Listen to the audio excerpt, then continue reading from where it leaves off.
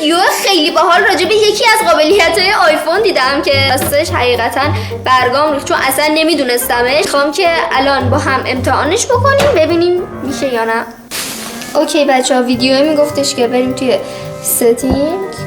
خب این گزینه اکسسیبیلیتی، امیدوارم که درست تلفظ کرده باشم چون اصلا نمیدونم چجوری خونده میشه.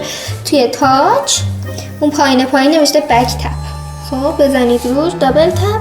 هر کدومو که بخواید میتونید انتخاب بکنید. مثلا میوت داره، نوتیفیکیشن سنتر داره، ولی خب ما گزینه اسکرین شات رو انتخاب میکنیم. اوکی الان تیکش فعال شد و الان وقتی شونه چی میگه؟ وقتی دوتا بزنید پشت آیفون اسکرین شات میگیره. جالب بود خدایی، خیلی راحت میکنه کارو. خوشم اومد.